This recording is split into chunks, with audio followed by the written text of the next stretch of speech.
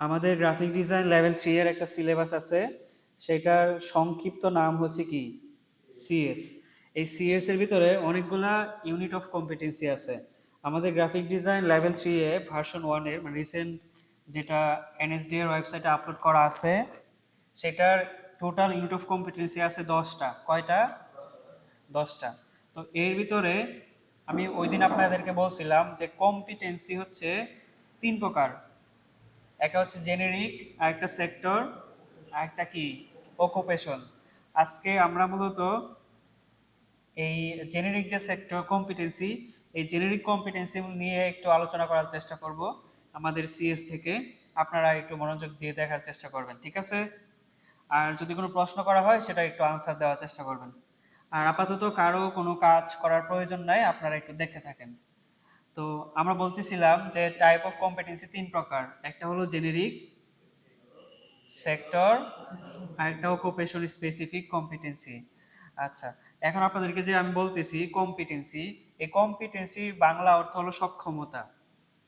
মানে আপনি আপনার নলেজ, স্কিল আর অ্যাটিটিউড, এই 3টার মাধ্যমে একটা জব সুন্দরভাবে সাকসেসফুল ভাবে সম্পন্ন করার যে সিস্টেম বা পদ্ধতি, সেটাই হচ্ছে কম্পিটেন্সি, ঠিক আছে?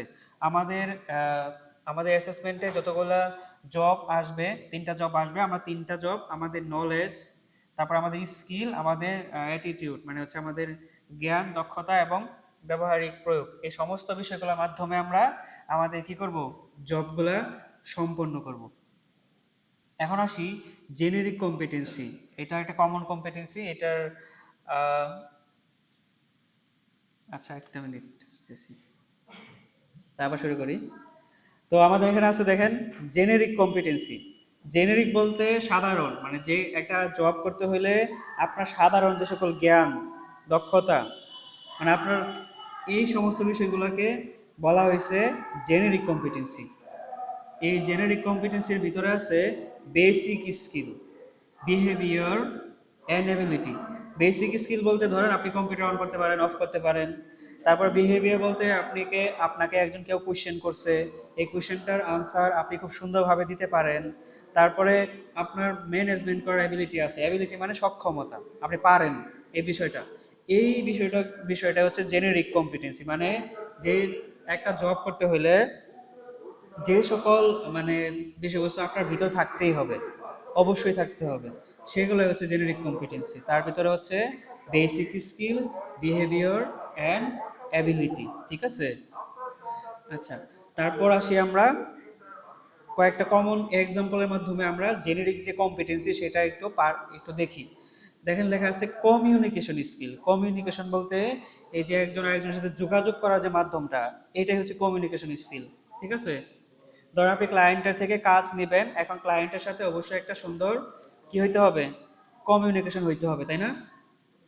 তারপর হলো টিম ওয়ার্ক। আপনি টিম ওয়ার্ক অনুযায়ী কাজ করতে পারেন। ধরেন আপনাদের 4জনকে মিলে একটা টিম করানো হয়েছে, এখন এই টিমের ভিতরে আপনারা সবাই মিলে একসাথে কাজ করতে পারেন। আপনাকে যতটুকু টপিক দেওয়া হবে তত টপিকের ভিতরে আপনি কি করতে পারেন, কাজ করতে পারেন। এটা একটা এক্সাম্পল হচ্ছে কি জেনেরিক কম্পিটেন্সি, মানে আপনার বেসিক নলেজের উপরে আপনার এই জেনারেল কতটুকু আপনি স্ট্রং, এটা। তারপর আছে প্রবলেম সলভিং। দেখেন আপনি কাজ করার সময় আপনার অনেক প্রবলেম সামনে আসে, এগুলো আপনাকে সলভ করার এবিলিটি থাকতে হবে, ঠিক আছে? তারপর টাইম ম্যানেজমেন্ট। আপনাকে জব করার জন্য যতটুকু টাইম দেওয়া হবে, আপনাকে অবশ্যই ওই টাইমের ভিতরে কি করতে হবে, জবটা সলভ করতে হবে, অবশ্যই টাইমের ভিতরে সলভ করতে হবে।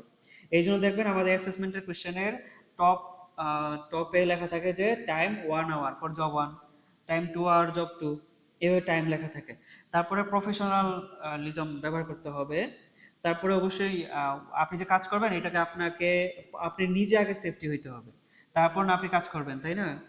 তারপর হচ্ছে আপনাকে কাজের মধ্যে দিয়ে শিখার একটা দায়িত্ববোধ এটা থাকতে হবে, মানে আপনি কাজও করবেন আপনার শিখাও হবে, এরকম হইতে হবে।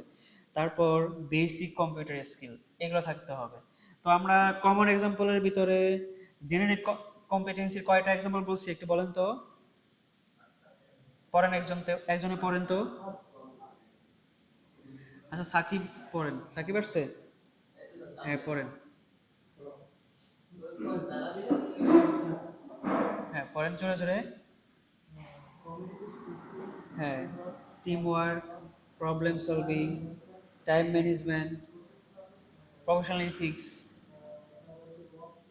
হ্যাঁ, ওয়ার্ক প্লেস সেফটি অ্যাওয়ারনেস, তারপর লার্নিং অ্যাটিটিউড স্কিল। ঠিক আছে, আপনাকে ধন্যবাদ।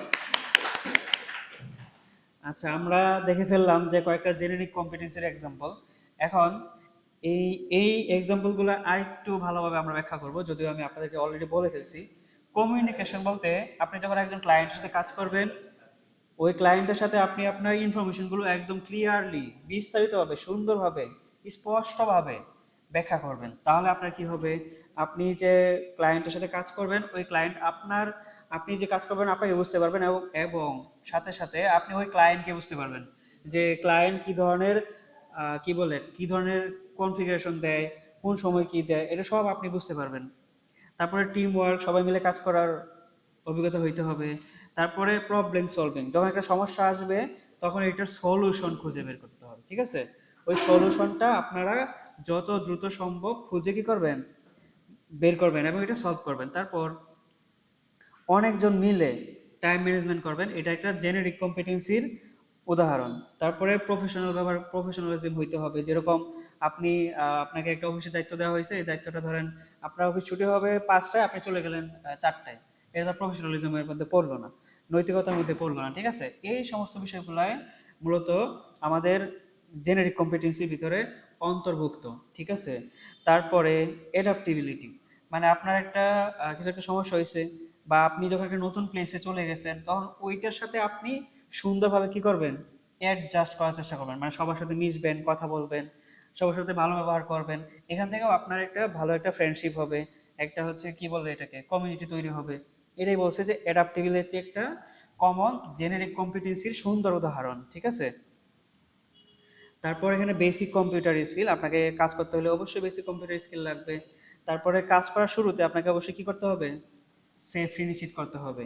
এই যে আমরা এতক্ষণ পর্যন্ত আলোচনা করলাম, এই সমস্ত বিষয়গুলো ছিল কি বলেন তো, জেনেরিক কম্পিটেন্সির উদাহরণ।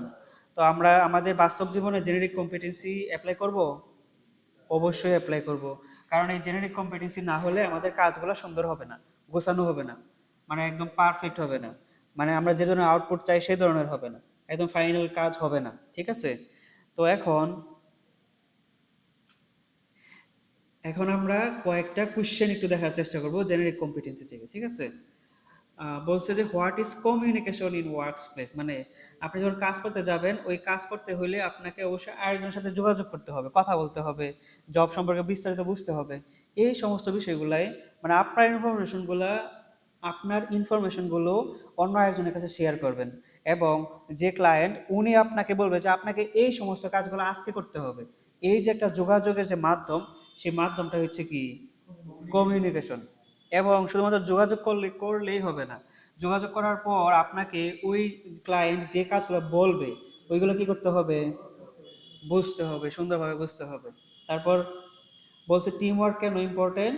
টিম ওয়ার্ক এই জন্য ইম্পর্টেন্ট, ধরুন আপনি একটা ডিজাইন করবেন, ডিজাইন নিয়ে যখন আপনি আরেকজনের সাথে আলোচনা করবেন যে এই ফ্রন্ট ব্যবহার করলে কীরকম হবে, তারপর এই কালার এই জায়গায় ব্যবহার করলে কীরকম হবে, বা এটার আর্টবোর্ডের সাইজ কত হবে, বা এটা প্রিন্ট হওয়ার আগে আমার কি কি ভুল আছে, প্রিন্টের বানান কোনো ভুল আছে কিনা, এই সমস্ত বিষয়গুলা টিম ওয়ার্কের মাধ্যমে সুন্দরভাবে কি করা যায়, সলভ করা যায়। এগুলো একটা জেনেরিক কম্পিটেন্সির বাস্তব উদাহরণ। ঠিক আছে, তারপর আসি আমরা প্রবলেম সলভিং।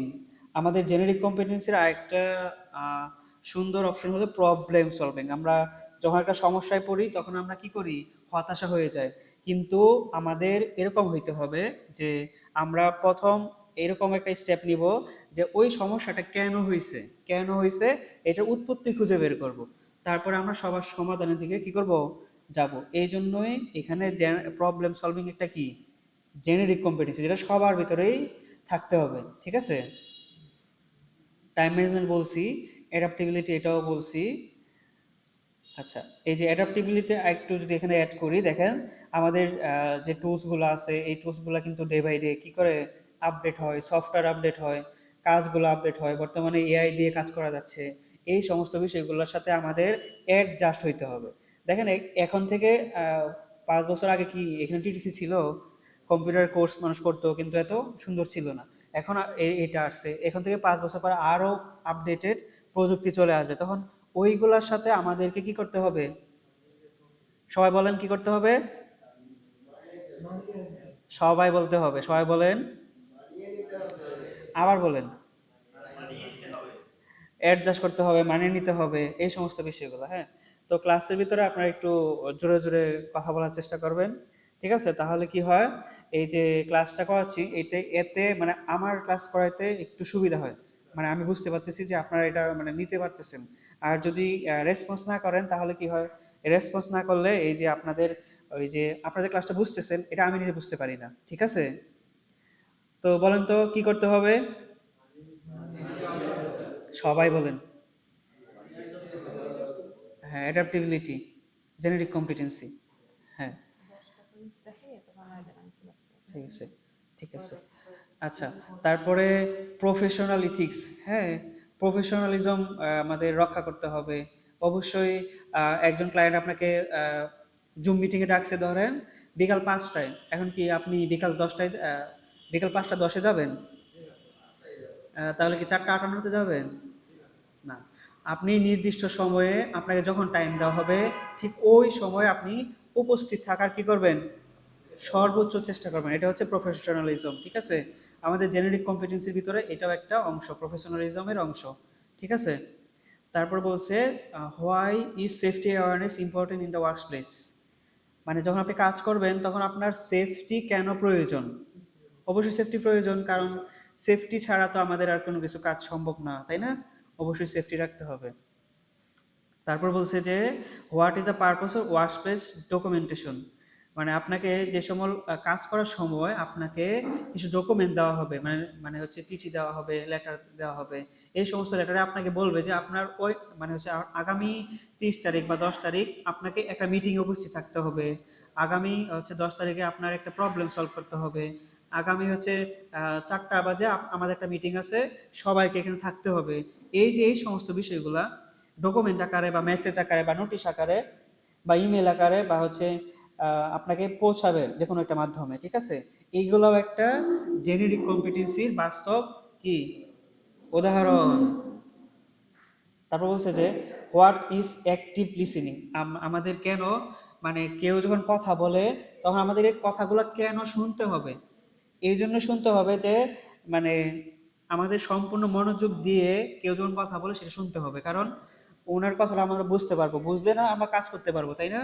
যদি অর্ধেক কথা বুঝি তাহলে তো আমাদের অস্পষ্টতা রয়ে গেল, তাহলে তো আমরা কাজ করতে পারলাম না। এই জন্য আমাদের অবশ্যই কি করতে হবে? অবশ্যই যখন কারোর সাথে যোগাযোগ করব, কথা বলবো, অবশ্যই যে কথা বলবে তার কথাগুলা অবশ্যই সুন্দরভাবে মনোযোগ দিয়ে শুনতে হবে। তারপরে আই টু আই কন্টাক্ট করে শুনতে হবে, ঠিক আছে? হ্যাঁ, তারপর বলছে যে আচ্ছা, তারপর বলছে যে continuous learning important in graphic designer. মানে একজন ডিজাইনার হিসাবে আপনাকে কেন রেগুলার মানে শিখতে হবে, কেন শিখতে হবে দেখেন, আপনাকে এই জন্য রেগুলার শিখতে হবে, আপনি আহ, নতুন টুলসের সাথে পরিচিত হবেন। আগে যে কাজটা 10 ঘন্টা 1 ঘন্টায় করতে পারতেন, আপনি সব সময় চেষ্টা করবেন যেন ওই কাজটা আপনি 20 মিনিটে করে ফেলতে পারেন, ঠিক আছে? আচ্ছা, তারপর আমরা আসি sector specific competency. Generic competency শেষ। তো সেক্টর স্পেসিফিক কম্পিটেন্সির ভিতরে সেটা আছে, এতক্ষণ পর্যন্ত আমরা জানলাম যে জেনারেল যে সমস্ত বিষয়গুলো আমাদের জানতে হবে সেই সমস্ত বিষয়গুলো কি জেনেরিক কম্পিটেন্সি। জেনেরিক মানে জেনারেল কম্পিটেন্সি। আমরা কাজ সম্পাদন করতে হলে কাজটাকে সফলভাবে শেষ করতে হলে আপনাকে অবশ্যই জেনেরিক কম্পিটেন্সির এই সমস্ত ধাপগুলো অবশ্যই কি করতে হবে? জানতে হবে। তো আমাদের অ্যাসেসমেন্টে এই সমস্ত অপশনগুলো থেকে একটা না একটা এমসিকিউ থাকে, ঠিক আছে? তারপর আসি সেক্টর বলতে এখানে যে আপনার যে স্কিল আর নলেজ আছে এইটা দিয়ে আপনি ইন্ডাস্ট্রি আর জব সেক্টরে কি ধরনের প্রভাব ফেলতেছেন। মানে আপনার তো স্কিল আছে, আপনি স্কিল দিয়ে জব করতেছেন, বা আপনার এখানে হচ্ছে কি আপনার দক্ষতা আছে, আপনার দক্ষতা দিয়ে আপনি কাজটা সুন্দরভাবে কি করতে পারতেছেন? সম্পাদন করতে পারতেছেন। যে যখন আমি এখানে কাজ দেখানো হয় তারপর আপনারা প্রথমে বুঝেন কিভাবে কাজটা হয়, এই যে নলেজ, নলেজ গেদার হচ্ছে। তারপরে যখন কাজটা করতে দেওয়া হয়, তখন আপনার মাথায় ব্রেনে আসে যে এইভাবে এভাবে বলা হয়েছিল, এভাবে করতে হবে। এই যে একটা বিষয়, এই সমস্ত বিষয়গুলো হচ্ছে সেক্টর স্পেসিফিক কম্পিটেন্সি। বুঝতে পারছেন? তো সেক্টর বলতে এখানে গ্রাফিক ডিজাইন সেক্টর আছে, আইটি সেক্টর আছে, কনস্ট্রাকশন সেক্টর আছে, তারপর হেলথ কেয়ার আছে, তারপর ট্যুরিজম অ্যান্ড হসপিটালিটি আছে, এছাড়াও অনেক ধরনের সেক্টর আছে। আমাদের সেক্টরের নাম হচ্ছে কি গ্রাফিক ডিজাইন। আমরা হচ্ছে কোন সেক্টরে? আইসিটি সেক্টরের, ইনফরমেশন কমিউনিকেশন অ্যান্ড টেকনোলজির অন্তর্ভুক্ত। ঠিক আছে? আচ্ছা, এখন আসি। আমি তো ওই যে আমার নলেজ হইলো, আমি একটু স্কিলও বাড়াইলাম। এখন স্কিল বাড়ানোর পরে আমার কি হবে? আমাকে এই যে দেখেন এখানে বলছে সেক্টর স্পেসিফিক কম্পিটেন্সির ভিতরে গ্রাফিক ডিজাইন আমি উদাহরণ দিয়ে দিছি এখানে। এখানে বলছে কি using Adobe Photoshop Illustrator software. এখন তো আপনি জেনেরিক জেনে আসছেন, তারপরে আপনার নলেজ হয়েছে একটু। এখন নলেজ হওয়ার পরে আপনি এই সফটওয়্যার ব্যবহার করতে পারেন। এটাও একটা কম্পিটেন্সি। সফটওয়্যার কিভাবে ওপেন করতে হয়, কিভাবে একটা ফাইল সেভ করতে হয়, তারপরে একটা কিভাবে ডিজাইন তৈরি করতে হয়, এই সমস্ত বিষয়গুলো আস্তে আস্তে আমরা কি হব? আপডেটেড হব। আচ্ছা, আপনারা কি ক্লাস বুঝতেছেন? বুঝতেছি না এরকম কেউ আছি? হাত তুলি তো। আচ্ছা, সাজিদ বুঝতে পারতেছে না। আচ্ছা, একটু মনোযোগ দিয়ে দেখেন, তাহলে বুঝতে পারবেন, সমস্যা নেই। দেখেন, সেক্টর বলতে এই যে আমরা আইসিটি সেক্টরে আসছি, গ্রাফিক ডিজাইন করব। এখন ডিজাইন করতে হলে আমাদের ফটোশপ লাগবে, ইলাস্ট্রেটর লাগবে, ঠিক আছে? তারপরে কালার, ডিজাইন তৈরি করতে হলে অবশ্যই কালার অ্যাপ্লাই করতে হবে। তারপরে ডিজাইনের সাইজ কত হবে, তারপরে হচ্ছে ডিজাইনটা কার জন্য তৈরি করতেছি, ডিজাইনে কি কি লেখা থাকবে, তারপরে এটা কিভাবে সেভ করলে মানুষজন দেখতে পারবে, এটা প্রিন্ট হবে কিনা, এই সমস্ত বিষয়গুলো হচ্ছে কি সেক্টর স্পেসিফিক। মানে আমি আমি আইসিটি সেক্টর, গ্রাফিক ডিজাইন সেক্টরে আমি কাজ করতে হলে আমাকে সফটওয়্যার জানতে হবে, তারপরে ডিজাইন করতে হলে কালার জানতে হবে, তারপর কেউ লিখবো আমি, এগুলো জানতে হবে, সাইজ কত হবে, এই সমস্ত বিষয়গুলো কি করতে হবে? প্রথমে জানতে হবে। ঠিক আছে? এখন আমরা কয়েকটা উদাহরণের মাধ্যমে, কোশ্চেনের মাধ্যমে দেখব যে এই সেক্টর স্পেসিফিক কম্পিটেন্সির ভিতরে আমাদের কি কি বিষয় প্রয়োজন পড়ে এবং আমরা কিভাবে সেগুলো ব্যবহার করি। বলছে কি create a visual design that communicate message effectively. মানে আপনি যখন একটা ডিজাইন তৈরি করেন, এই ডিজাইনটা, হ্যাঁ, আপনি যখন একটা ডিজাইন তৈরি করেন, এই ডিজাইনটা মানুষজন যখন দেখে, তখন এই মানুষজন ডিজাইনটা দেখে একটা সুন্দর কি পায়? মেসেজ পায় না? যখন আমরা আপনাদেরকে বলি যে ভর্তি চলছে, দেখা থাকে ভর্তি চলছে, তারপরে কোন কোর্সে ভর্তি চলছে, গ্রাফিক ডিজাইন ভর্তি চলছে, তারপরে কোর্স টাইম কত দিন, এই সমস্ত বিষয়গুলা কি হয়? বলা থাকে না সুন্দরভাবে? এই যে বিষয়গুলা, হ্যাঁ, আচ্ছা, বলছে যে main role of graphic designer, মানে একজন গ্রাফিক ডিজাইনারের রোল কি? গ্রাফিক ডিজাইনের রোল হচ্ছে একটা সুন্দর ডিজাইন তৈরি করা। মানে আপনার মেইন দায়িত্বই তো হচ্ছে এটা, একটা ডিজাইন তৈরি করা। যে ডিজাইনটা দেখার পর, আপনার ডিজাইনটা দেখার পর মানুষজন একটা সঠিক এবং ক্লিয়ার স্পষ্ট মেসেজ পাবে, এইটাই হচ্ছে আপনার মেইন দায়িত্ব। আপনাকে অবশ্যই সুন্দর একটা গোছানো, স্পষ্ট, ক্লিয়ার ডিজাইন করতে হবে। এইটাই হচ্ছে আপনার মেইন দায়িত্ব। ঠিক আছে? এই ডিজাইন করতে যাওয়ার পর, আগে বা পরে বা ডিজাইন করার সময়, আপনি সব সময় আপনার এই যে নলেজ, স্কিল সব মিলে একটা ডিজাইন করবেন। কেন ডিজাইন করবেন? কারণ আপনার ডিজাইনটা তো একটা মেসেজ মানুষের কাছে পৌঁছাবে। এই জন্য খুব ভালোভাবে বলতে ডিজাইনটা তৈরি করতে হবে। তার বলছে ডিজাইন ব্রিফ কি? ডিজাইন ব্রিফ বলতে এই যে একটু আগে আমরা বলতেছিলাম যে ক্লায়েন্ট কি কমিউনিকেশন, ক্লায়েন্ট কমিউনিকেশন মানে ক্লায়েন্টের সাথে যে যোগাযোগ করব, আমরা মেসেজ করব বা কথা বলবো, কথা বলার সময় আমাদেরকে ক্লায়েন্ট একটা সুন্দর একটা কি বলবে, একটা জব রিকোয়ারমেন্ট দিবে। এই জব রিকোয়ারমেন্টটা ফলো করে আমরা সুন্দরভাবে যে জবটা সম্পন্ন করব, এই সম্পন্ন করার যে বিষয়, যে মাধ্যম, যে পদ্ধতি, যে সিস্টেম, সেটাই হচ্ছে কি ডিজাইন ব্রিফ। মানে আপনি বলতে পারেন যে একজন ক্লায়েন্ট যখন জব পোস্ট করে, ওই জবটা সম্পূর্ণ ডিটেইলসটাই কি ডিজাইন ব্রিফ। আচ্ছা, আচ্ছা, ইমেজ রেজুলেশন মানে ইমেজের ঘনত্ব আপাতত এটা জানার দরকার নাই, এটা একটু পরে রাখেন। প্রি প্রেস ইম্পর্টেন্ট, আচ্ছা প্রি প্রেস ইম্পর্টেন্ট এটা জানার দরকার নেই আপাতত। আচ্ছা, ইলাস্ট্রেটর একটা ভেক্টর গ্রাফিক ডিজাইন সফটওয়্যার, যেটা দিয়ে কিনা vector graphic software vector graphic design তৈরি করা হয়। ভেক্টর গ্রাফিক হলো সেই ধরনের ডিজাইন যেগুলো জুমিন করলে ফেটে যায় না, ঠিক আছে। ভেক্টর গ্রাফিক ডিজাইন ইলাস্ট্রেটরের মাধ্যমে করা হয়। ভেক্টর গ্রাফিক ডিজাইনের ফাইল ফরম্যাট হচ্ছে কি ইপিএস ডট এআই এগুলা, ঠিক আছে। আচ্ছা, বলছে কি দেখেন, কম্পোজিশন ইন ডিজাইন। কম্পোজিশন মানে কি? কম্পোজিশন, কম্পোজিশন শব্দের অর্থটা কি বলতে পারেন কেউ? কম্পোজিশন বর্ণনা, ব্যাখ্যা বা হচ্ছে স্পষ্টতা, এই ধরনের কিছু, হ্যাঁ। বলছে কি যে দেখেন, অ্যারেঞ্জমেন্ট ভিজুয়াল এলিমেন্টস, আপনি যে ডিজাইনটা তৈরি করবেন এই ডিজাইনটার ভিতরে অনেকগুলো এলিমেন্টস থাকবে। কি ধরনের এলিমেন্টস? লোগো থাকতে পারে, লেখা থাকতে পারে, আইকন থাকতে পারে, শেপ থাকতে পারে, কালার থাকতে পারে। এই সমস্ত বিষয়গুলোকে আপনি যখন সাজাবেন, এই সাজানোর যে বিষয় মাধ্যমগুলা সুন্দরভাবে গুছিয়ে সাজানোর যে বিষয়গুলা, সেগুলো হচ্ছে কি কম্পোজিশন বা অ্যাপিলিং ডিজাইন। অ্যাপিলিং ডিজাইন অনেক সময় এই শব্দটা আসে। অ্যাপিলিং মানে হচ্ছে সাজানো গোছানো ভাবে উপস্থাপন করা, ঠিক আছে। অ্যাসেসমেন্টে এই যে এই ধরনের ওয়ার্ড ব্যবহার করে কোশ্চেন আসে, যেটা কিনা আমাদের স্টুডেন্টের বুঝতে অনেকটা সমস্যা হয়। এই জন্য আমরা আগে থেকেই এই সকল কোশ্চেনগুলা, এই সকল ওয়ার্ডগুলা আগে থেকেই আপনাদেরকে বলে দিচ্ছি, যাতে বুঝতে কি হয়, সহজ হয়, ঠিক আছে। এখন এই 7 নাম্বার থেকে 10 নাম্বার প্রশ্ন পর্যন্ত তিনজন পড়বেন এবং হচ্ছে বল। এখন আমি একটু বলি আপনাদেরকে। এখানে দেখেন বলা আছে যে what is bleeding area in printing, মানে প্রিন্ট করার সময় ব্লিড মানে ব্লিডিং কেন ব্যবহার করা হয়?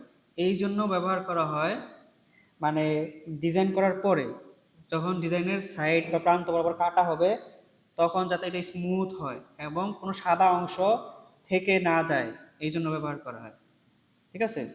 তারপর বলছে what is file naming important in design project, মানে আপনি একটা ডিজাইন তৈরি করছেন, এখন এইটা কি ডিজাইন, ডিজাইন ওপেন না করলে দেখা যাবে না। এই জন্য আপনি যে নাম দিয়ে সেভ করবেন এই ডিজাইনটা, এটা ওইটাতে দেখা যাবে, তাহলে আপনি বুঝতে পারবেন, নাম দেখে বুঝতে পারবেন এটা কি ডিজাইন এবং কবে করা হয়েছে এবং এটার সাইজ কত, কখন প্রিন্ট হবে, এটা বুঝতে পারবেন। হ্যাঁ, কাস্টমারের জন্য নোট রাখা, এটাও বলা যায়। তো আপনার অ্যাজ এ গ্রাফিক ডিজাইনার হিসেবে আপনাকে এটা অবশ্যই ফলো করতে হবে, ঠিক আছে। তারপর বলছে what is mockup use for, mockup কেন ব্যবহার করা হয়? মকআপ হচ্ছে এক ধরনের আমাদের ডিজাইনের রিয়েল প্রেজেন্টেশন, আমাদের ডিজাইনটা বাস্তবে কেমন দেখা যাবে সেটা উপস্থাপন করার পদ্ধতি হচ্ছে মকআপ। মকআপ কি?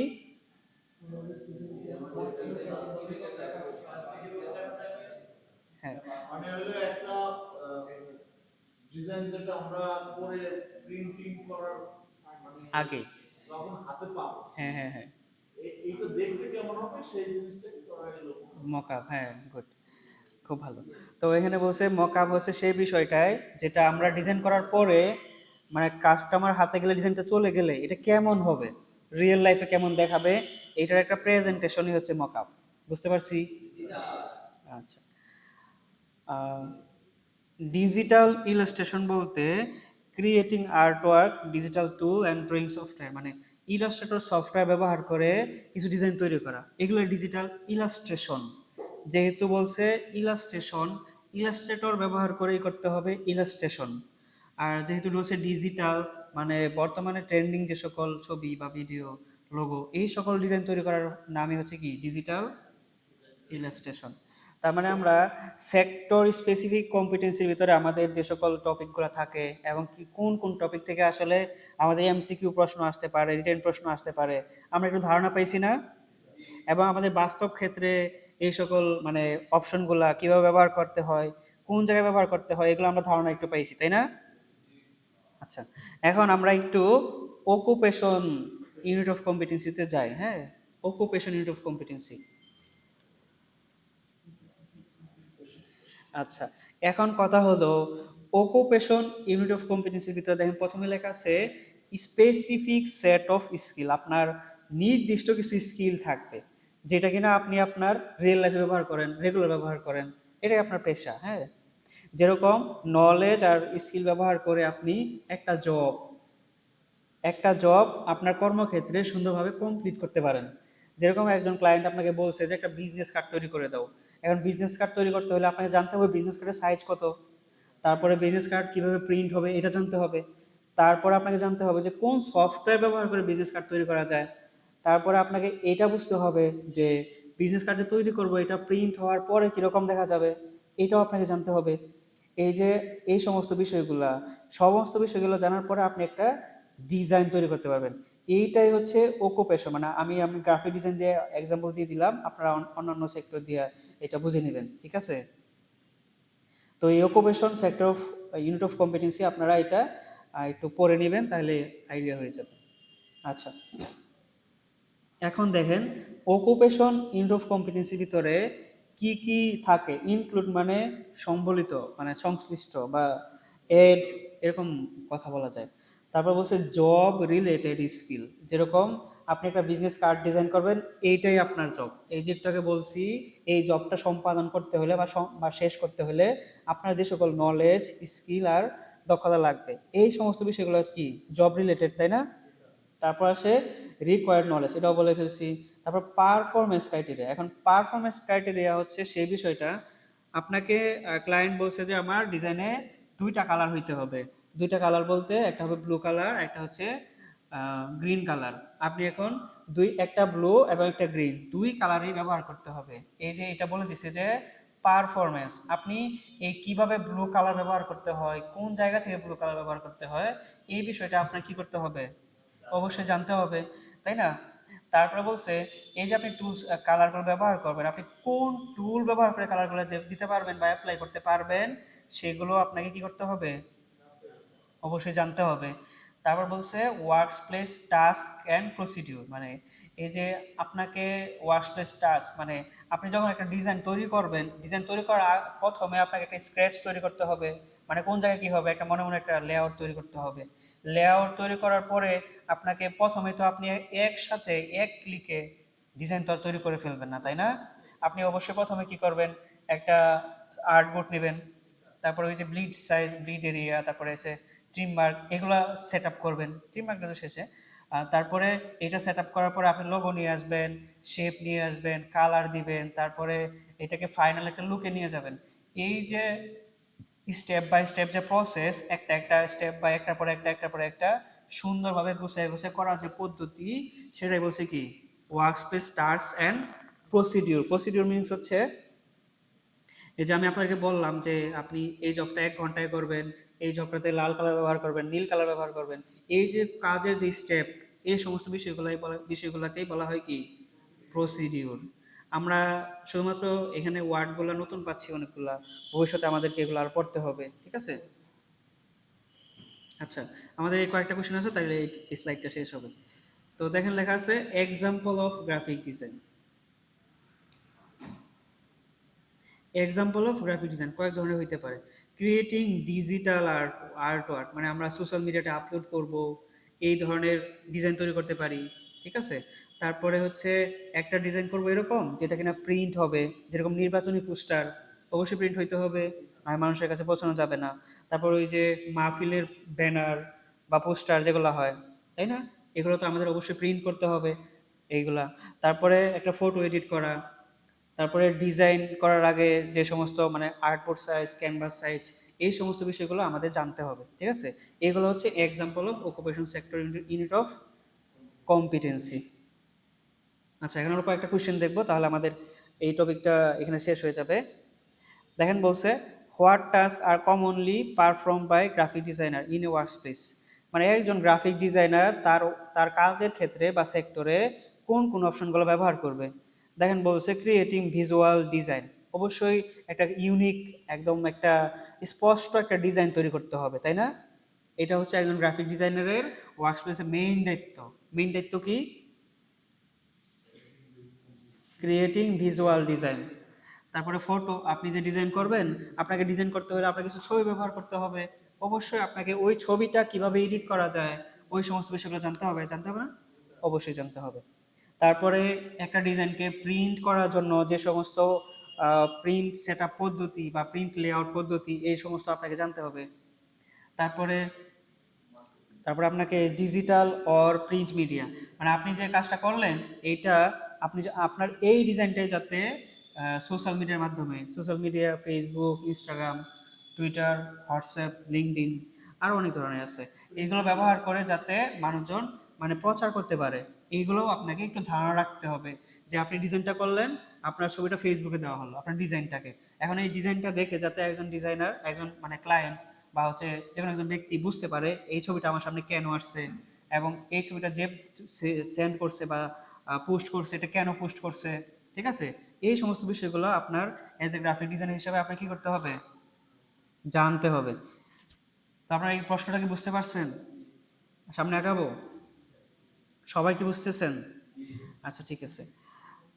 বলছে যে what is important of understanding client design brief. এই যে একটু আগে বলে আসছি, ডিজাইন ব্রিফ হচ্ছে একটা ডিজাইন তৈরি করতে হলে যে সমস্ত রিকোয়ারমেন্ট, মানে কোন তারপরে কোনটা করতে হবে, কি কালার হবে, কি ফ্রন্ট হবে, এই সমস্ত বিষয়গুলো হচ্ছে ডিজাইন ব্রিফ। এখন এই ডিজাইন ব্রিফটা একজন একজন ডিজাইনারকে কেন সুন্দরভাবে বুঝতে হবে, কেন বুঝতে হবে? কারণ আপনি যখন কাজ করবেন, কাজ করতে হলে তো আপনাকে কি কাজ করতে হবে বা কি করবেন আপনি, এটাকে আপনি অবশ্যই আগে জানতে হবে না? বা আপনি কি করতে যাচ্ছেন, এই জন্যই বলছে যে what is important understanding. Understanding মানে হচ্ছে বোঝা। ক্লায়েন্ট ডিজাইন ব্রিফ, এই যে ক্লায়েন্টের জবের যে বিস্তারিত, এটা আপনাকে কেন বুঝতে হবে এবং এটা কেন ইম্পর্টেন্ট।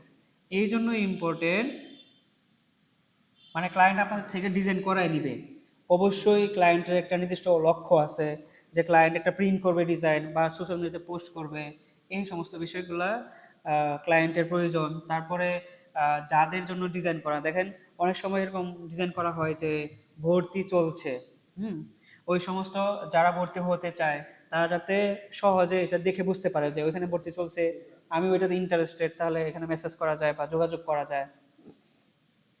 তারপর বলছে রিকোয়ারমেন্ট অর প্রসিডিউর, একটাকেই বলছি। তো জবটা করতে হলে যে সমস্ত রিকোয়ারমেন্ট প্রয়োজন সেগুলো আপনাকে জানতে হবে, এগুলো ইম্পর্টেন্ট, ঠিক আছে? তারপর বলছে যে what step are involve preparing design for printing, মানে ডিজাইন প্রিন্ট করতে হইলে আপনাকে কি কি বিষয় জানতে হবে। আপনি ডিজাইন করলেন, এখন ডিজাইন তো অবশ্যই প্রিন্টারে প্রিন্ট হবে, এখন ডিজিটাল প্রিন্টারে প্রিন্ট হবে। তো এই ডিজিটাল প্রিন্টারে যে প্রিন্ট হবে, এখন এটা প্রিন্ট হওয়ার জন্য আপনাকে কি কি বিষয় বা আপনার কি কি স্টেপ ফলো করতে হবে। দেখেন প্রথমে বলছে কি সেটিং, সেটিং CMYK কে কালার মোড, আমরা আমরা এটা জেনে রাখি যে প্রিন্ট ডিজাইনে CMYK কে মানে 4টা কালার ব্যবহার করা হয়, ঠিক আছে? তারপরে অ্যাডিং ব্লিড, ওই যে একটু আগে বলছিলাম যে ব্লিড, ঠিক আছে? তারপর বলছে যে চেকিং রেজুলেশন, আপনি অবশ্যই যে ডিজাইন প্রিন্টে দিবেন এটার আগে আপনাকে কি করতে হবে, রেজুলেশনটা ভালোভাবে চেক করতে হবে। তারপরে exporting the correct file format, অবশ্যই সঠিক ফাইল ফরম্যাটে সেভ করতে হবে। যেরকম প্রিন্ট করার সময় ব্যবহার করা হয় হচ্ছে ইপিএস ফাইল, ইপিএস ফাইল, ঠিক আছে? এগুলো ফাইল ফরম্যাট সম্পর্কে আপনার ধারণা থাকতে হবে। তার মানে আমরা বুঝলাম যখন আমরা একটা ডিজাইন তৈরি করব, এই ডিজাইন তৈরি করার আগে বা ডিজাইন যখন প্রিন্টে দিব তার আগে আমাদের কি কি চেক করতে হবে, সিএমও কে কালার মোড চেক করতে হবে, তারপর ব্লিড অ্যাড করতে হবে, রেজোলিউশন চেক করতে হবে, তারপর কারেক্ট ফাইল ফরম্যাট আছে কিনা, ওই ফাইলটা সঠিক নামে আছে কিনা, মানে যার জন্য ডিজাইন তৈরি করছি ওই ডিজাইনটার যত সাইজে প্রিন্ট হবে সাইজ ঠিক আছে কিনা, এই সমস্ত বিষয়গুলো কি করতে হবে, চেক করতে হবে, ঠিক আছে? আচ্ছা, বলছে যে what two software are essential for performing graphic design artwork, মানে গ্রাফিক ডিজাইন করতে হলে কি কি সফটওয়্যার ব্যবহার করা হয়। সফটওয়্যার হইতে পারে অ্যাডোবি কোম্পানির Photoshop, Illustrator, InDesign, drawing, scratch হইতে পারে, কোরেল ড্র হইতে পারে, আরো অনেক সফটওয়্যার আছে, ঠিক আছে? এগুলা। তারপর বলছে what role of graphic designer branding projects, এই যে আমরা এতক্ষণ ধরে কথা বলতেছি ক্লায়েন্টের জন্য কাজ করব এবং ক্লায়েন্টের একটা গোল থাকে, এই গোলটার জন্য আমরা কাজ করব, হ্যাঁ? তো এই গোলটাই হচ্ছে ব্র্যান্ডিং, হ্যাঁ? ক্লায়েন্ট অবশ্যই ডিজাইনটা সুন্দর যাতে হয় এটা দেখতে চাইবে, তারপর যাতে কালারটা সুন্দর হয়, তারপরে ডিজাইনের ভিতরে যা যা লেখা থাকবে ওই লেখাগুলোও যাতে কি হয়, সুন্দর হয়, ক্লায়েন্ট অবশ্যই এইটা কি করবে, চাইবে। এবং আপনি গ্রাফিক ডিজাইনার হিসাবে আপনার এটা হচ্ছে রুলস, অবশ্যই এগুলা কি করতে হবে, মেনটেন করে ডিজাইন করতে হবে, ঠিক আছে। তারপরে কোম্পানিটা কি রিলেটেড এবং এটা কি নিয়ে কাজ করে, এবং মানুষজন এই কোম্পানির ডিজাইন কেন দেখবে, বা এটা দেখে কি মেসেজ পাইতেছে বা কি মেসেজ পাইতে যাবে, এটা আপনাকে চিন্তা করতে হবে। ওই ক্লায়েন্ট শুধু আপনাকে বলবে যে ডিজাইন লাগবে, আপনি চিন্তা করবেন যে ডিজাইন কেন লাগবে, কি জন্য লাগবে, এবং এই ডিজাইনটার উপকারিতা কি হবে, এটা মেনটেন করে তারপরে হচ্ছে ডিজাইন তৈরি করতে হবে। বুঝতে পারছেন?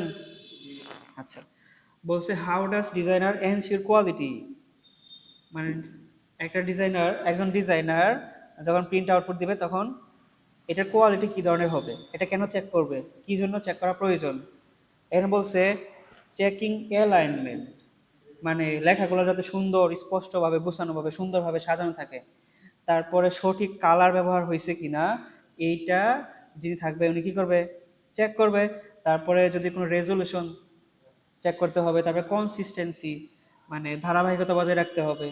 তারপরে রিভিউ ক্লায়েন্ট ফিডব্যাক, মানে ক্লায়েন্টের জন্য যে ডিজাইনটা করছেন এই ডিজাইনটা ক্লায়েন্ট পছন্দ করছে কিনা বা ক্লায়েন্টের কোনো উপকার আসলো কিনা, এটা আপনাকে আগে থেকে কি করতে হবে, চিন্তা করতে হবে। কারণ দেখেন, একজন ক্লায়েন্টের কাছে আপনি ভুলভাবে বা কোনোভাবে পেয়ে গেছেন রেফারেন্সের মাধ্যমে, যদি আপনি এই কাজটা ভালোভাবে জমা দিতে না পারেন তাহলে নেক্সট টাইম আপনাকে কি আর দুইটা কাজ দিবে, কখনোই দিবে না।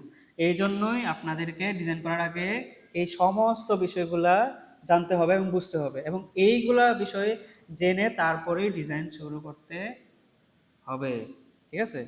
আচ্ছা, তারপর বলছে যে what safety practice should be followed while working with digital tools, মানে আপনি যখন আপডেটেড নতুন যতগুলো প্রযুক্তি আছে এইগুলো যখন ব্যবহার করবেন তখন আপনার কেন সেফটি প্রয়োজন হবে, ঠিক আছে। কেন আপনি কাজ করার সময় এই টুলসগুলো ব্যবহার করার সময় নিজে সেফটি থাকবেন, ঠিক আছে। অনেক সময় ওয়ার্কিং ক্ষেত্রে দেখা যায় যে ওই যে করে না, ওই যে বিল্ডিং এ কাজ করে উনি হচ্ছে কি সেফটি পরে না, তারপরে যখন 2 তলা বা 3 তলার উপরে কাজ করে তখন দেখা যায় কি বেল্ট পরে না, মানে যদি কোনোভাবে পড়েও যায়, মানে একটু পড়েও যায় তাহলে যাতে যার জীবনের কোনো রিস্ক না হয়, এই ধরনের সেফটি নিয়ে কাজ করতে হবে, ঠিক আছে।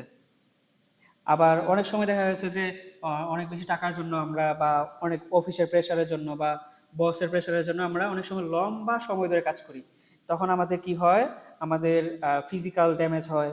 আমরা যদিও কাজ করতেছি কিন্তু বাসায় যাওয়ার পর আমরা বেশি ক্লান্ত হয়ে যায়। দেখেন এখানে দেখা যাচ্ছে কি কাজ করার সময় অবশ্যই ব্রেক নিতে হবে না। আচ্ছা ঠিক আছে। আর 10 থেকে 15 মিনিট আচ্ছা, হলেই হ্যাঁ, 10 থেকে 15 মিনিট পরে ব্রেক নিতে হবে।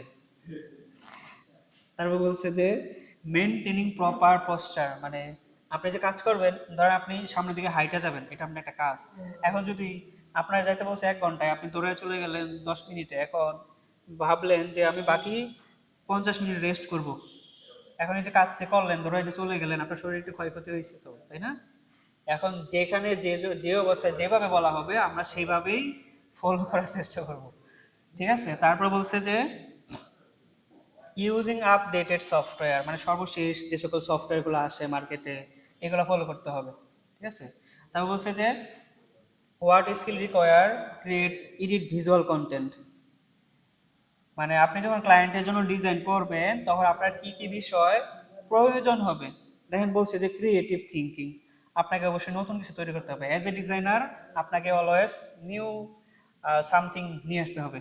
এখন কিভাবে নিয়ে আসবেন, মানুষের ডিজাইন দেখবেন, মানুষজন কিভাবে কাজ করছে সেটা দেখবেন, মানুষজনের ডিজাইন কি ধরনের প্রিন্ট হইতেছে, তারপরে মার্কেটে কি ধরনের শেপ পুস্ট করতেছে এগুলো দেখবেন, তাহলে আপনার আইডিয়া চলে আসবে, ঠিক আছে। হ্যাঁ, হ্যাঁ, হ্যাঁ। তারপরে সফটওয়্যারটা পরিচালনা সম্পর্কে আপনার খুব ভালো একটা ধারণা থাকতে হবে। তারপরে অ্যাটেনশন টু ডিটেইল, মানে উম, যেভাবে যেভাবে বলা হয়েছে ওইভাবেই কাজ করতে হবে। তারপর কালার সম্পর্কে ধারণা থাকতে হবে, কালার লেআউট ধারণা থাকতে হবে, ঠিক আছে এগুলো। তারপরে ম্যানেজমেন্ট কিভাবে করতে হয় এটা, এখন আপনারা এগুলো একটু পড়েন। Thank you. ওয়েলকাম। সবাইকে এই লম্বা সময় ধরে এই কথাগুলো শোনার জন্য আপনাদের সবাইকে অসংখ্য ধন্যবাদ।